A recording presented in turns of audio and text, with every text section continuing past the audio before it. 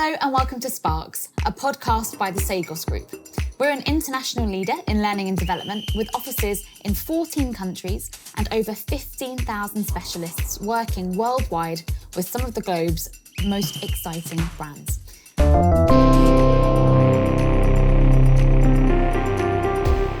My name's Millie Gladstone, I'm your host, and in the studio with me today I have Grace French, who is the Director and Head of Culture at Stand, which is a B Corp strategic communications agency.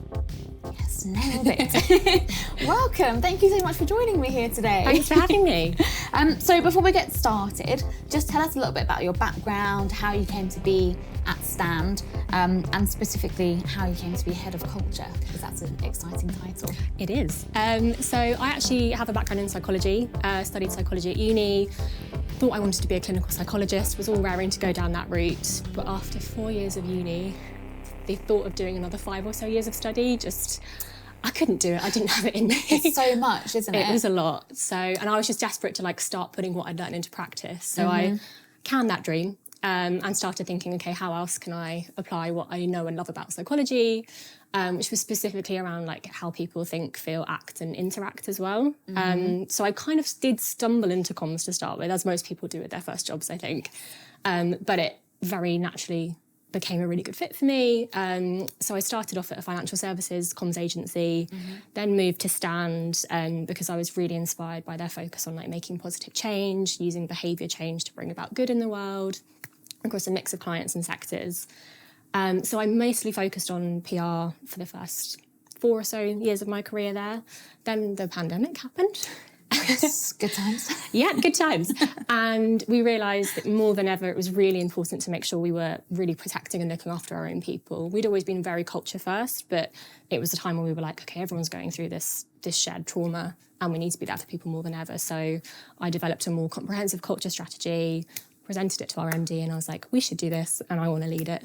And she said, crack on. So I kind of made the role for myself. Yeah, love that. Inspirational. Bit of an opportunist. But and I think that leads us quite nicely into the topic that we're going to be talking about today, which is employee fulfilment, notably not employee engagement. Yes. Can you tell me a bit about that difference? Yes. So again, I don't want to keep harping back to the pandemic because I think a lot of people want to forget about it. But for me, when you look at workplace culture, it is the most fascinating thing that's happened in recent history. And I think we're only starting to see the implications of that rolling out in the world, but already those are huge implications. So 2 really interesting things happened in the pandemic. But before that, I'll just talk about how employee engagement used to be the gold standard when it came to what success looks like when we're looking at how our workforce is doing. Are people showing up? Are they attentive? Are they asking questions? It really was kind of the key central metric that people used. But in the pandemic, when everyone suddenly was thrust behind a screen, more isolated than ever at home, but being more and more bombarded with information, that juxtaposition was really challenging for people, being on screen all the time, getting so many updates and reassurances from work and also so many updates from the outside world, whilst not actually being able to do much. It was quite jarring for people, and that led a lot of people to retreat and just be fatigued with the influx of information. The other thing, which I think is really positive that came out of the pandemic, was it was probably the only time in a lot of adults' lives where they could actually step off the conveyor belt of life, I guess, and think, what am I doing with my life? Do I care about what I'm doing? Do I care about my work? What purpose is that in my life? And I think for a lot of people, that chance to kind of reflect made them really think about what it means to come to work and spend so much time there, and is that helping them feel fulfilled as an individual, or is it taking away from that? And that's definitely stood the test of time. Yeah, it's so true now that you articulate that. Coming off the conveyor belt of life, I like that. But it is true, because when you're kind of stuck, or when we were stuck at home, again, not to harp on about it too much, but it does make you think. Yeah. Especially, I found that in lockdown, a lot of people tended to work slightly longer hours as well. Partly because there was nothing else to do, but partly because for a lot of people, I mean, for me, certainly, that was my first time ever working from home. And you're just so much more accessible, like you say, because notifications are always going off, emails going off, Slack's going off, I mean, I was in like WhatsApp groups at the time, people that I work with, it was constant, and you end up just quickly check my emails before I go to bed. Because there's nothing else to do as well. Exactly. That's really interesting. So do you think that they are terms that are mutually exclusive? Good question. I would say they're not mutually exclusive. Obviously, employee engagement, you do want people, showing up and, voting on polls and attending webinars and, showing up to meetings and everything. Yeah. But it is quite an outdated metric. Do you want to be measuring how your cohort is doing depending on how many webinars they attend, or do you want to measure it on how it feels for them to come to work and kind of the energy that gives them and the motivation and drive that gives them? Because that motivation and drive is good for them, but it's also good for the business because it's going to help them perform and overperform. So they're not mutually exclusive, but what we also know is employee engagement is in such a dive bomb at the moment. The latest stats from the Gallup State of the Workplace report show that the UK is one of the worst in Europe for employee engagement. It's costing our economy billions every year. So focusing purely on employee engagement is it's not an option anymore. We need to think outside the box and think more holistically about who each person that works for us is, what they bring to the table, what passions they have, what purpose they have in life, what are their values, and how can we really make the most of those in the workplace. I might be jumping the gun a bit here, but as you were talking in, I think it's so easy in a way for us to measure engagement. Like you say, it's attendance at webinars, it's are they asking the right questions? It's so much easier to put a number on it. Whereas fulfillment, what metrics are there? How do we measure that? It's a good question. It's a tough question. And I guess there's a few strands to this. One is we are at the early days of looking at what it means to be like a fulfilled person at work. So the data sets aren't really there yet. It's very early days. The other side of it is more nebulous by its very concept. Fulfillment is a very personal thing. It's a very individual thing. It will show up differently in different people. So it is a bit of a leap of faith for business leaders and managers to focus more on employee fulfillment.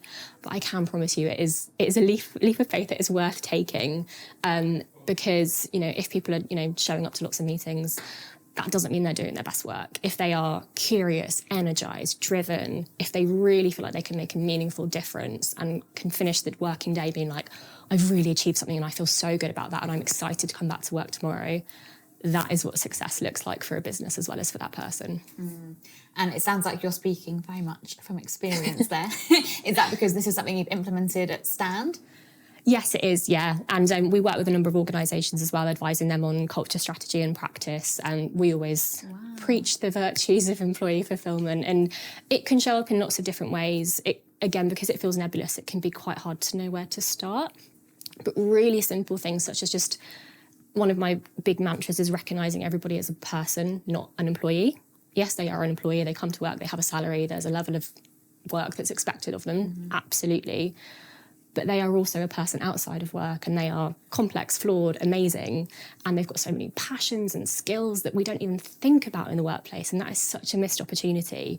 So little things like asking people, what are you most excited about to work on this week? Or how was your weekend? What did you get up to? Anything exciting? In performance reviews, really letting them lead and asking open questions like, how are you? What's your proudest achievement in the last 3 months and why? What skills of yours are we not making the most of? What passions of yours are we not making the most of? Tell us what excites you.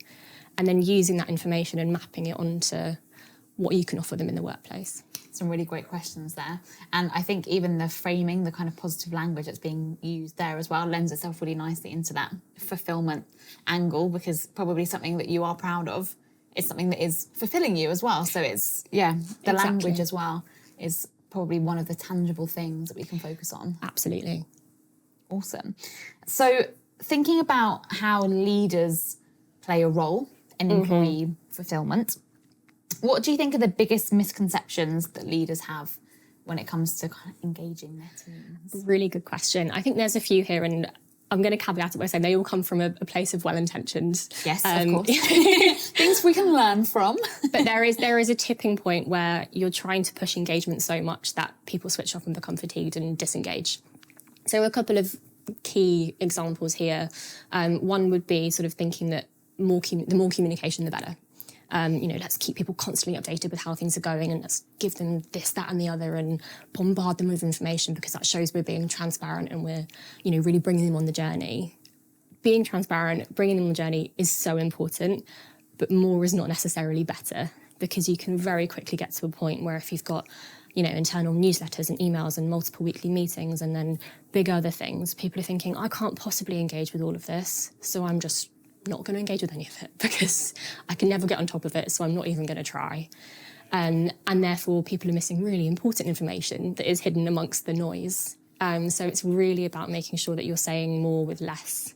If you're putting any communications out, really thinking, is this adding value for the individual, and is it adding value for us as a business?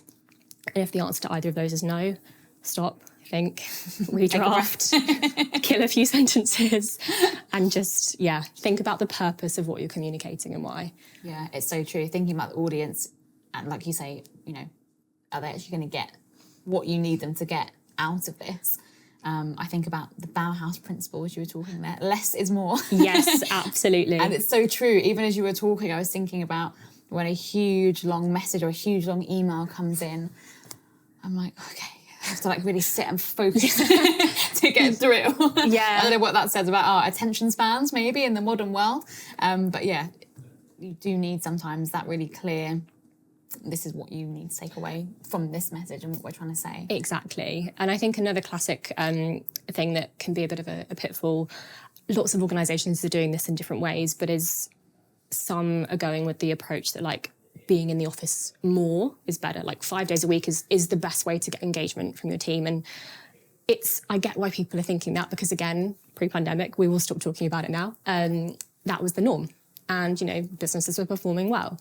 But the world has fundamentally changed since then. And also when you come to thinking about fulfilment, again, thinking about them as a person, not just an employee, if you are suddenly demanding people have to be in, let's say, 4 days a week, that could be a 3-hour commute each day. That equates to 1.5 days of extra working time that they're just sat on the tube. Yeah, across the week. That's not fulfilling. Yeah. And actually that can be taking away from their free time where they can be pursuing other passions as well. So if you get the balance right when it comes to office presence, you can actually help someone feel fulfilled as an individual. If you over-index, you're taking away from their fulfillment.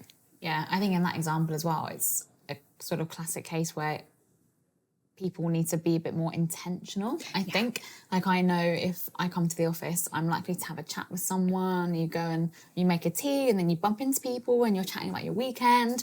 I do my work, I promise, when I'm in the office. But it's easier to get distracted, I think, sometimes, when people catch you, which of course is great because that's how you build the relationships, and there are the micro interactions that you need to have to kind of build a team. Absolutely. But I also know if I've got a big block of deep work, that I'm best doing that at home, where I can just zero in on it and sit down, get my work done, and no one's saying, can I just ask you a question? Or can I talk to you about this? No, absolutely. And don't get me wrong, I think being in the office is so important, so powerful. It really helps with, creativity, collaboration. Yeah.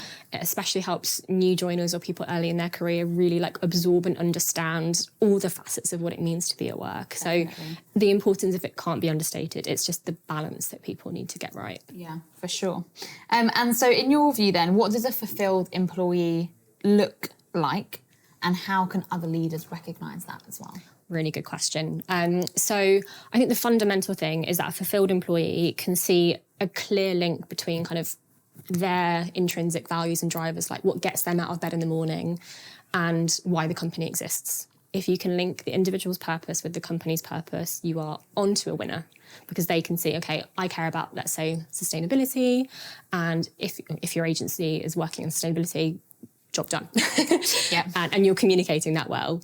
So really trying to find that link. It can also sometimes be more indirect. So say, if someone's really interested in, inclusivity and belonging, and you're a financial services agency, that doesn't initially scream match. But if you've got a DEI and B team, can you put that person on that team and can they work on that? So it's trying to find the links between what drives that person and what opportunities you've got at the company. So really linking that purpose between the individual and the company. So it could be, in some cases, that sort of extracurricular work that's going on. Like, can they get involved in a particular initiative or project that's going on that's maybe outside of their wider job scope? Exactly. if they have that availability and that opportunity to get involved in something to help that fulfillment. Yeah, 100%. And a lot of that comes from listening to people. So again, a fulfilled employee will feel really listened to. They'll feel understood as a fully rounded person. They will be curious. They'll be asking questions. They'll be seizing opportunities. They're actually very easy to spot because they're energized. They're getting involved, and they're inspiring others to do that as well. When you see someone who's fulfilled, it's really infectious, and that is such a powerful thing. Yeah.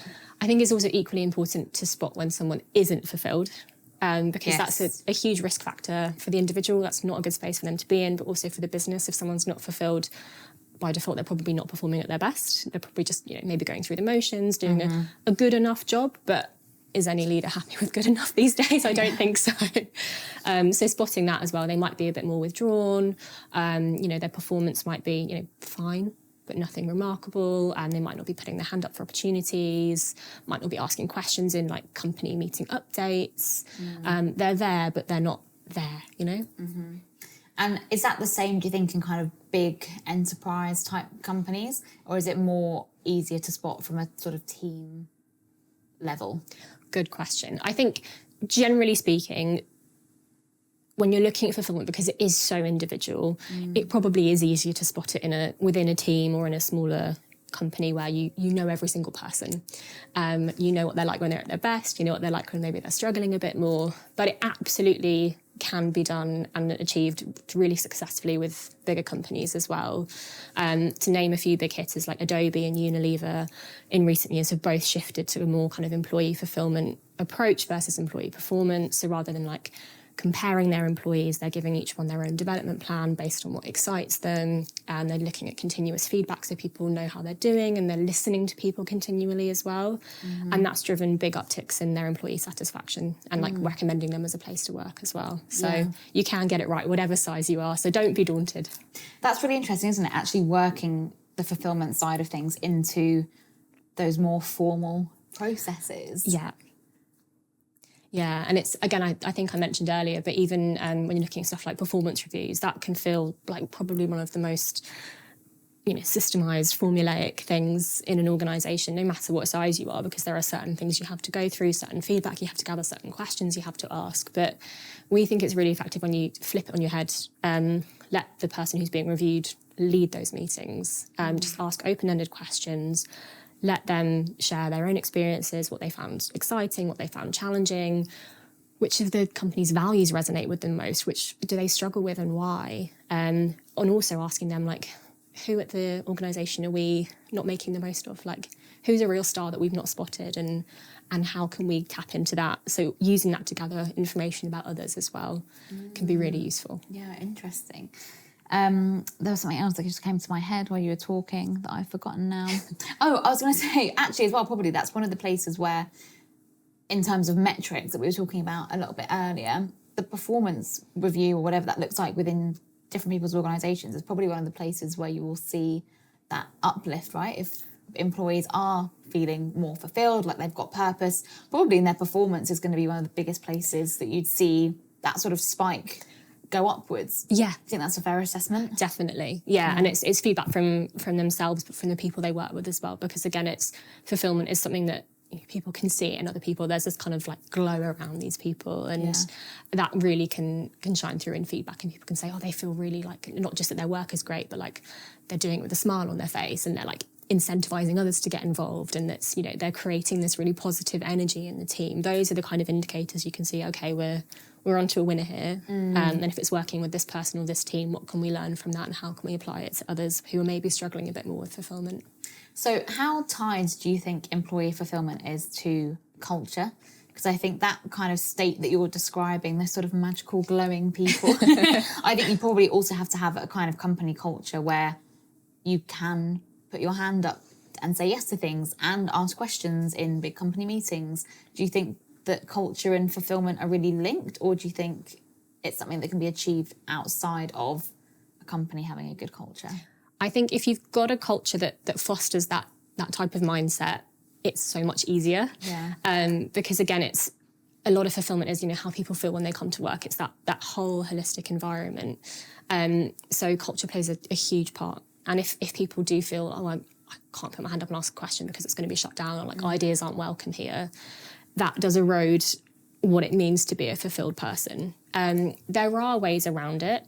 Again, if there is a very clear link, say if you are, I'll use the same example, like, an agency that's on a mission to achieve net zero, and in the hiring process, people are like, I'm really passionate about achieving net zero.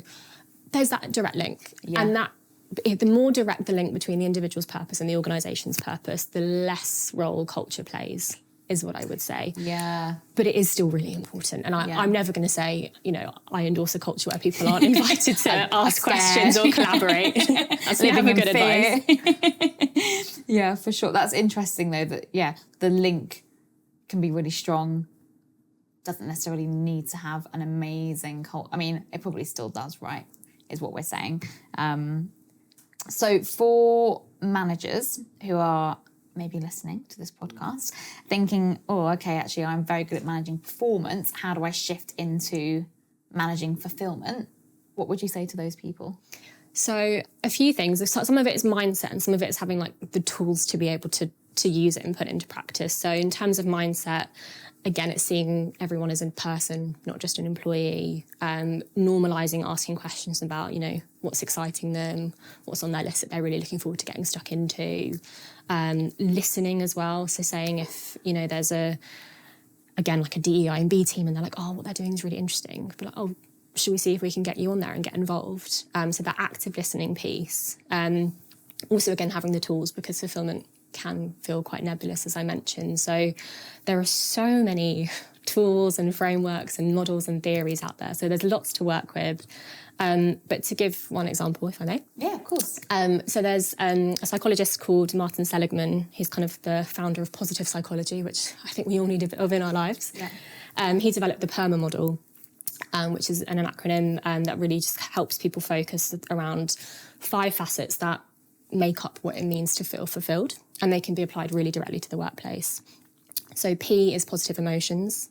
This is all around, how it feels to come to work. Are people given opportunities to thrive? Are they recognised and rewarded for doing good work? Then the second one is engagement. And this doesn't actually mean engagement with other people. This means engaging your brain, making sure you're giving them work that, uses different skill sets of theirs, uses different passions of theirs, keeps them on their toes, but in a way that excites them and energises them. The third is relationships, and that is all about engagement with other people. So how does the social space feel? What are the collaboration opportunities? How do they work with other people? And that's virtually hybrid, in person, the lot. Fourth one is really important, and it's super linked with fulfillment, which is meaning. Do they understand what the business is trying to achieve? Do they understand what part they can play in making that happen? And again, is it linked to what they care about as an individual? And then A is the final bit, which is accomplishment. Again, being recognised and rewarded for doing good work, but also having really clear goals in place so they know what success looks like. So when they get there, they have that kind of yes moment, and they're like, I've achieved something. And achieving something helps you feel fulfilled. Fantastic. That's a great one for the managers. And I think a question I'm going to ask you now, because what we've spoken about, obviously, of course, because this is a podcast for managers, to help them identify and make sure that their employees feel fulfilled.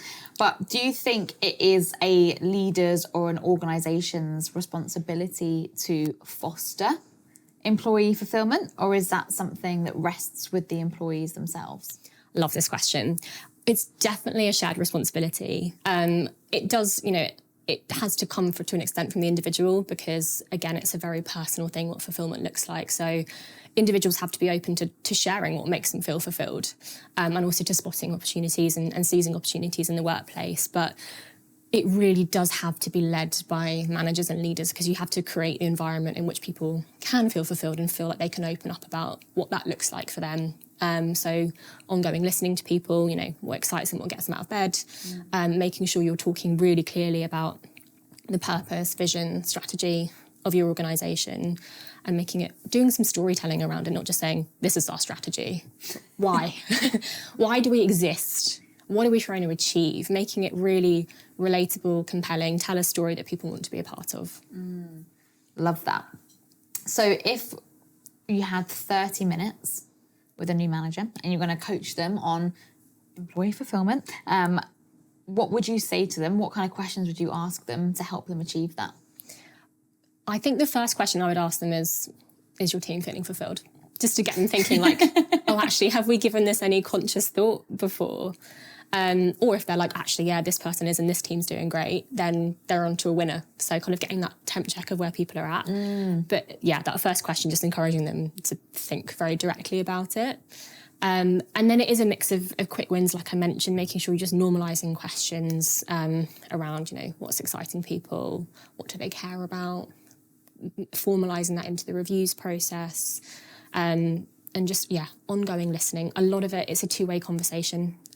Trying to suddenly force it can feel a bit fake. So I think I would start with the lower level of, listening to people, doing that active listening, and just dripping in those questions that link to fulfilment in people's days, in people's weeks, in more formal reviews. And then you are creating an environment where people are also encouraged to think, okay, actually, what else can I bring to the table? And what do I care about? Why do I care about this job? And from there, you can build. What would you say to a manager who's maybe got a bit of a blocker around kind of fulfilment as a topic? So I'm thinking about maybe managers who might think, well, my team are here to do a job. That's what they're being paid to do. Yeah.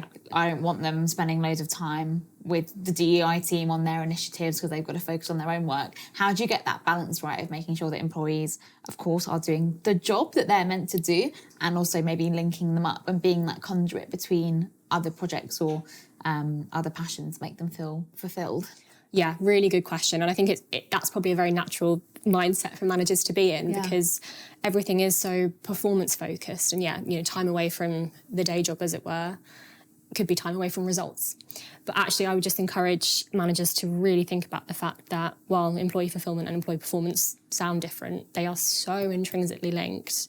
And it's a guarantee that if you have a more fulfilled employee, they will be performing better. So I try and think of them as one whole parcel, I guess. If someone is curious, is driven, is going above and beyond, is passionate, is seizing opportunities, they're going to be thriving at work. And why would you not want to focus on that? It is one of the most effective ways to unlock performance, is focusing on fulfillment. And probably that's how people tend to come across in job interviews, for example. Like if you're hiring someone, you're going to go for the person who seems like they're wanting to go the extra mile and who are asking questions and who are feeling curious. Absolutely. So it's probably kind of carrying on that feeling almost, isn't it, into the job, even when someone's been there for 20 years or whatever, making sure that curiosity and that passion and that motivation is still there. And it'll probably ebb and flow, I imagine. Yeah. That's natural. Yeah. But I think that's a really lovely way of looking at it. Like, that excitement that people have when they first start somewhere or they're interviewing for somewhere. If that light gets dimmed over time, that's really sad. And it's a really missed opportunity as well. Because, you hired that person, as you say, like a huge part based on that passion and that drive. And if you're not fostering that passion and that drive in the workplace, what are you doing and what are they doing? Like something's gone terribly wrong there. So you have a duty to make sure wherever possible you are giving them the environment where they can continue thriving. Yeah, so interesting.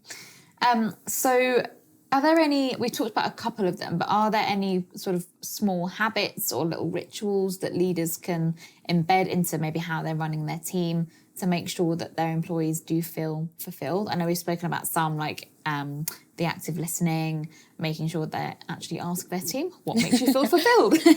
Having those conversations. But what else is there that can make a difference to how people feel? I love this question. And I think it's about small moments of, just recognising people.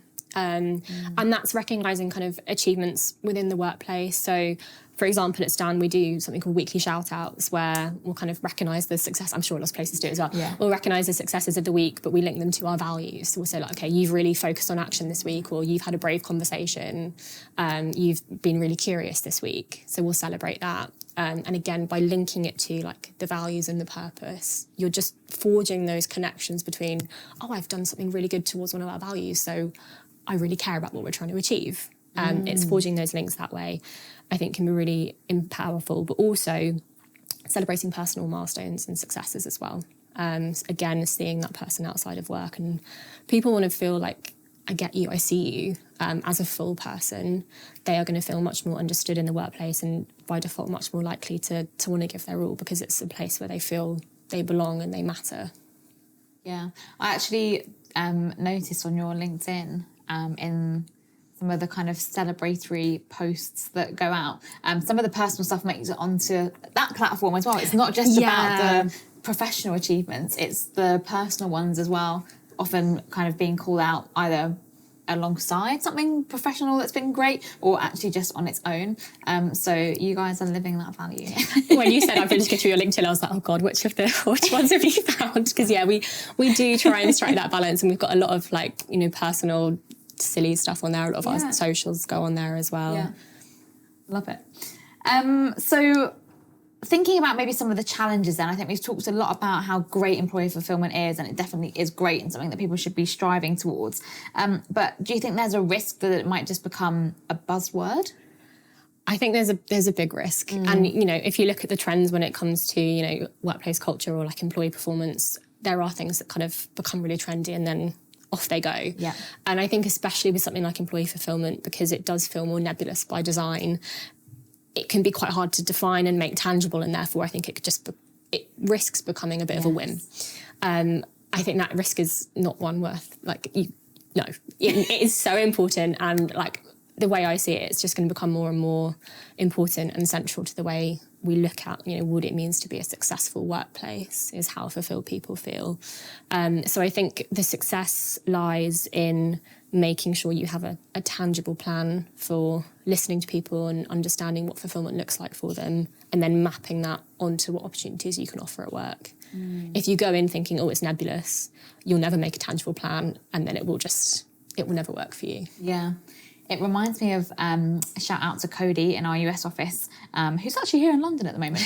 But he shared with me, we were working on a leadership project together, and he shared an article with me called How Will You Measure Your Life? I forget the author's name, but it was Clayton someone. And that's about making sure that your values as a leader align with, yes, the values of the kind of place that you work with, but also making sure that you have a responsibility to make sure that your team are aware of what they value as well. Nice. And it probably should be something that is maybe linked to, but should probably be something outside of work.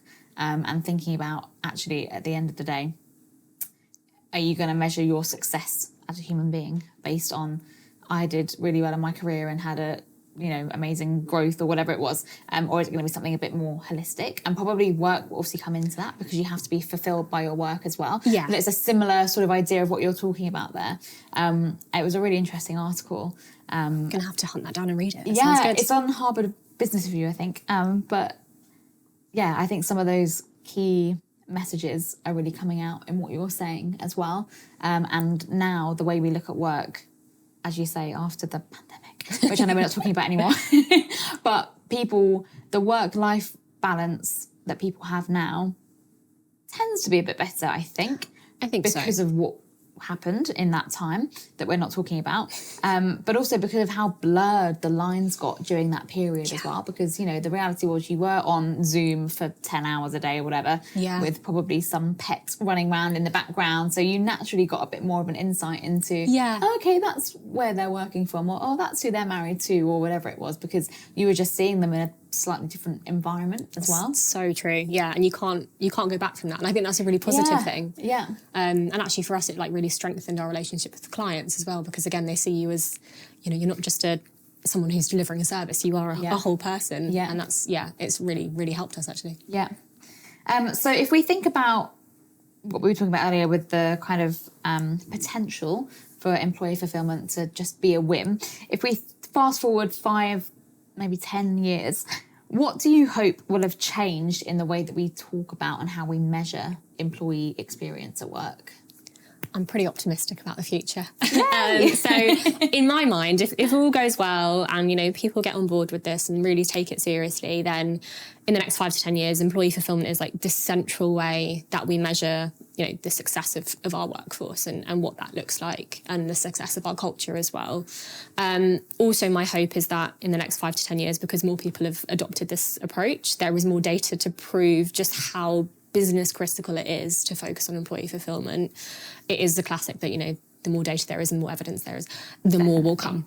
And the more people will get on board. But I think if you're wanting to take that leap of faith, like I mentioned earlier, like getting on board sooner, you're going to reap the benefits sooner and you're going to be ahead of the curve. And if you're a workplace that's embracing employee fulfilment and people are interviewing and you're really leading by example and the other places they're interviewing aren't, it's going to be quite an easy choice for people. So actually you're putting yourself in such a good stead by getting ahead of the competition now, embracing it, giving it a go, seeing what it can do for your organisation. And in 5 to 10 years, people will be like, oh, we've just started looking at employee fulfilment and it's really doing wonders for us. And you're like, yeah, that's old news. I've been doing that for a decade. All the data. Yeah, and look how far we've come. Yeah. So that's my hope. Excellent. Okay, I've got 2 more questions for you. The first one being, if there was one bit of advice that you could give to a manager listening to this thinking, I want to up my game when it comes to employee fulfilment, what would you say to them? Do it. Nice and simple. Yeah, I think one of the hardest things is actually realising that you need to change focus on this. Yeah. But I think the first port of call is to just listen. And that in itself, it doesn't feel like a scary step because you're kind of letting people come to you. And it can be everything from, depending on the size of your organisation, one-to-one conversations with people. What does fulfilment mean to you? What does that look like in the workplace? What excites you about our vision? If you are a bigger organisation, you can do it as a survey and get a temp check and then have some one-to-one chats and just build that data picture internally. But listening is absolutely the place to start because you can't build something based on assumption, especially fulfilment, which is so personal. You have to understand where people are at and what it means to them, and then you can build something tangible. Yeah. And then on the kind of flip side of that, obviously this is aimed at sort of managers and leaders and how to cultivate employee fulfilment. But if there are some kind of individual contributors, employees themselves listening, who are maybe thinking, I want to feel more fulfilled at work, what advice would you give them? Good question. I would ask them to, well, first of all, send this podcast to their managers and leaders. Let them have a little listen and see what that does. Love it. But also on an individual level, just really sitting down and taking the time to, again, step off the conveyor belt and think, what do I really care about as a person? Don't even think about work to start with. Think about what do I care about as a person? What drives me? What are my values? Get a good understanding of that. And then think, are any of those, am I living any of those at work? If so, okay, great, let's find the threads and join them up. If not, are there missed opportunities at work? And then have that conversation with your manager and be brave with it. And again, you can say, there's an opportunity at work that I think would really benefit me, but I also think would benefit the organisation because I really care about this. I know my stuff. I'm really driven to make a difference here. If anyone turns around and says no to that, would be very disappointing. Yeah. I'm a huge advocate for reflection as well. And it sounds like in both of those bits of advice, it's actually a bit about knowing who you are as a person as well, what you want, what drives you, what values you have. And you do need to take the time, I think, to actually sit with that and figure that out sometimes, which can be a bit daunting. But once you know, what drives you inside and outside of work, sounds like we're in for a win. Let's hope so. Oh, well, thank you so much for joining me today. It's been a pleasure to have you on the podcast. Thank you for having me. And if you, dear watcher, listener, have enjoyed this episode, please do make sure that you like and subscribe, and we'll see you next time.